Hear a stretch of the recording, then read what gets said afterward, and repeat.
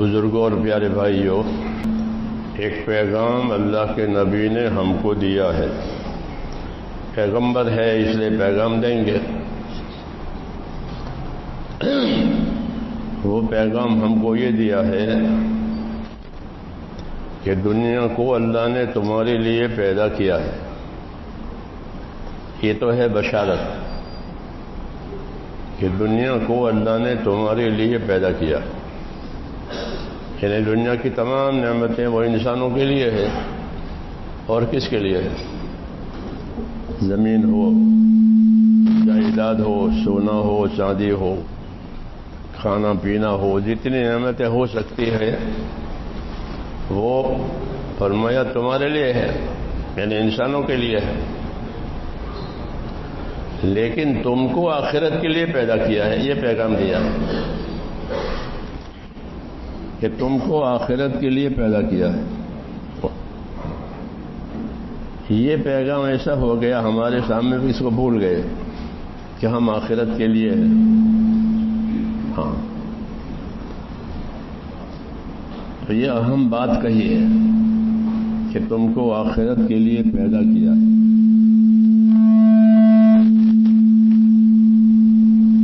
اس لیے تمہارے سامنے آخرت ہونی چاہیے۔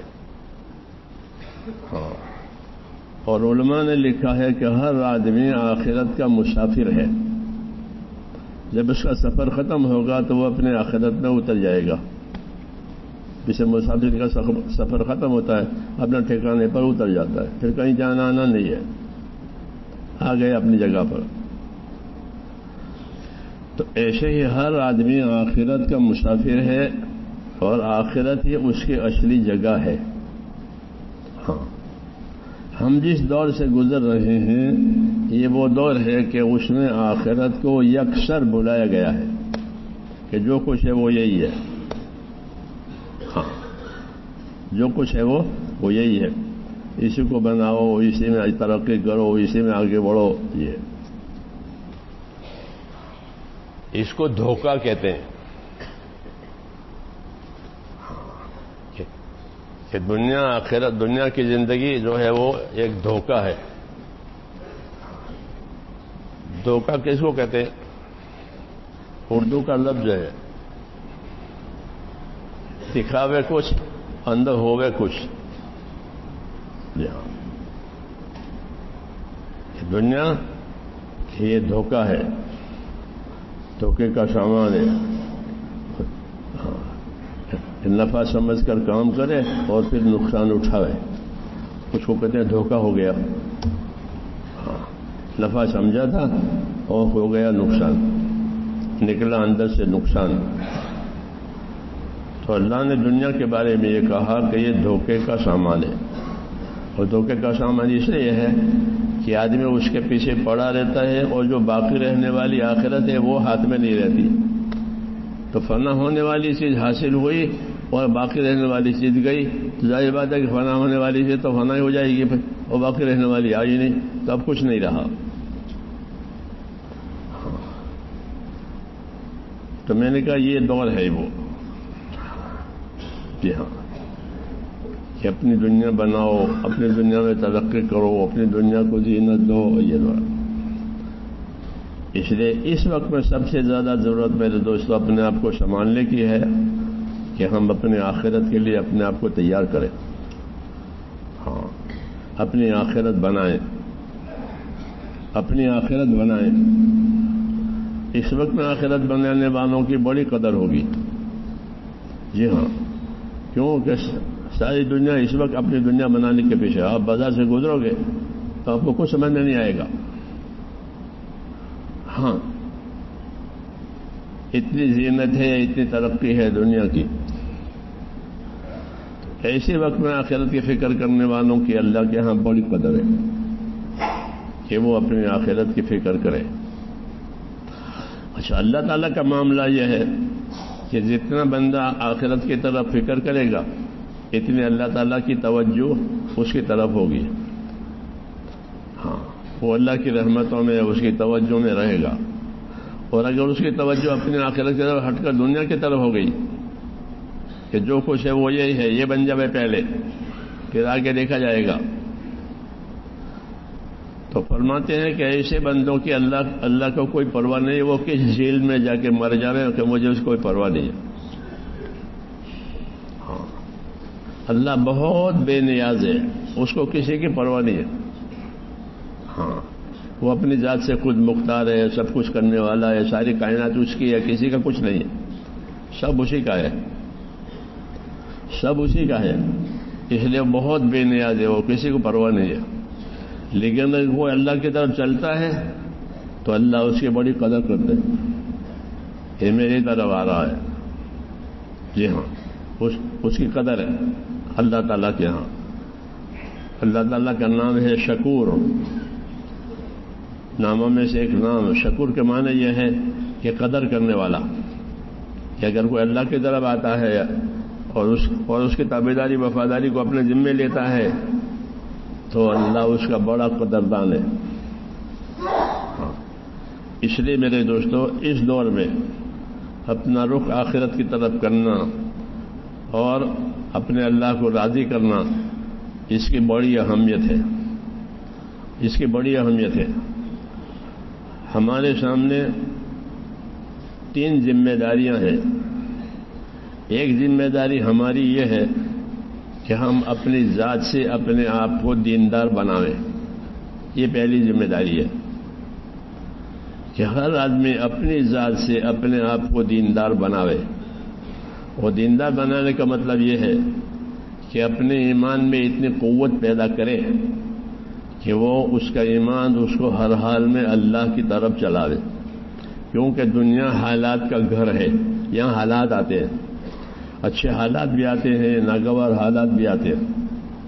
تو دنیا حالات کا گھر ہے. ہاں، صبح ہوتی ہے، شام ہوتی ہے، رات ہوتی ہے، دگال آتی ہے. جی ہاں، تو یہ دنیا حالات کا گھر ہے. حالات میں کیا کرنا چاہیے؟ کیا حالات میں حالات کے حساب سے چلنا چاہیے کہ بھئی جیسا حال ہو ویسا کریں گے، کہ نہ؟ حالات کے حساب سے مسلمان کو چلنے کی اجازت نہیں ہے، بلکہ حکم کے حساب سے چلنے کی اجازت ہے. کہ جو حکم ہے وہ دیکھو کہ اس حال میں میری طرف کیا حکم ہے. ہاں، حال کو دیکھ کر چلنے والا تو غیر ہوتا ہے. وہ آخرت جانتا نہیں، آخرت مانتا نہیں ہے، تو وہ کبھی جیسا حال ہو کبھی سے کریں گے کہ نہیں، ایسا نہیں ہے. ہم کو یہ حکم ہے کہ فَفْعَلُوا مَا تُؤْمَرُونَ، تم وہ کام کیا کرو جس کا تم کو حکم دیا جاتا ہے.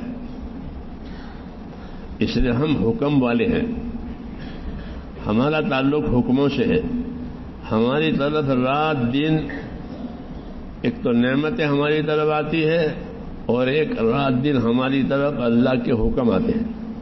یہ 2 چیزیں برابر ہماری طرف آتے ہیں، چاہے ہم اس کو سمجھیں یا نہ سمجھیں. رات دن ہماری طرف اللہ کے حکم آتے ہیں. جیسے زور پڑی، عصر کا حکم آئے گا. جو حال ہوگا اس حال کا ایک حکم ہوتا ہے.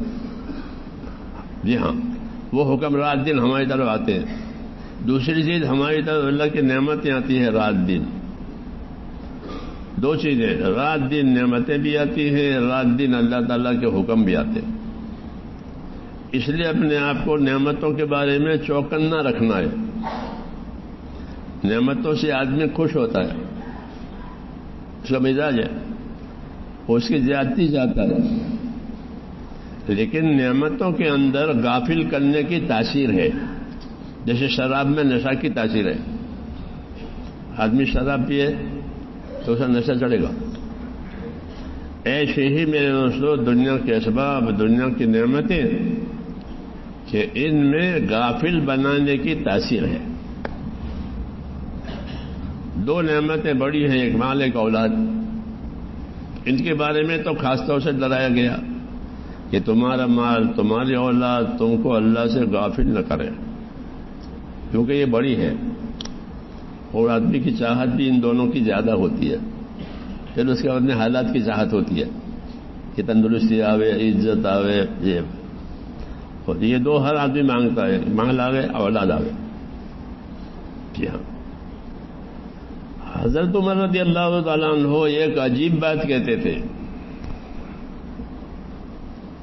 وہ یہ کہتے تھے کہ نعمتوں سے بھی ایسے ہی بچو جیسے کہ گناہوں سے بچتے ہو. ہاں، اور نعمتوں کے بارے میں ایسے ہوشیار رہو جیسے گناہوں سے بچنے میں ہوشیار رہتے ہیں کہ بھائی مجھ سے گناہ نہ ہو جائے. ہاں، یہ فرماتے تھے احتفظ نفسک من النعمہ احتفاظک من المعصیہ، کہ اپنے آپ کو نعمت کے شر سے ایسے بچاؤ نعمت سے جیسے اپنے آپ کو گناہوں سے بچاتے ہو.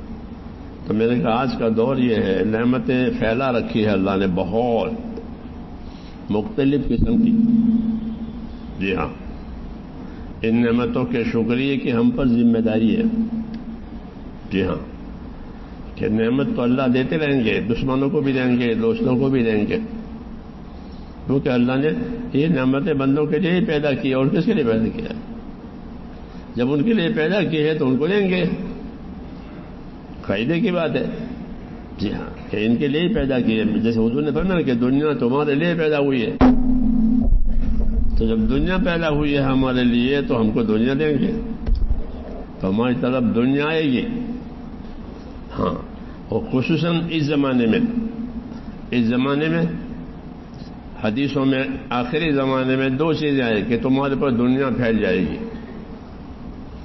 ہاں، دنیا کی نعمتیں، دنیا کی ترقیاں، یہ تمہارے اوپر پھیلے گی. دوسری بات فرمائی کہ جہالت پھیلے گی. ہاں، تو جہالت پھیل گئی ہے. جہالت کا معنی یہ نہیں کہ لکھنا پڑھنا نہیں آتا، یہ مطلب نہیں ہے جہالت کا کہ جاہل ہے، لکھنا پڑھنا ہے، دستخط کرنا نہیں آتا، انگوٹھا بتاتا ہے. جہالت اس کو کہتے ہیں کہ جو حقوق سے بے خبر ہو، اس کو جاہل کہتے ہیں.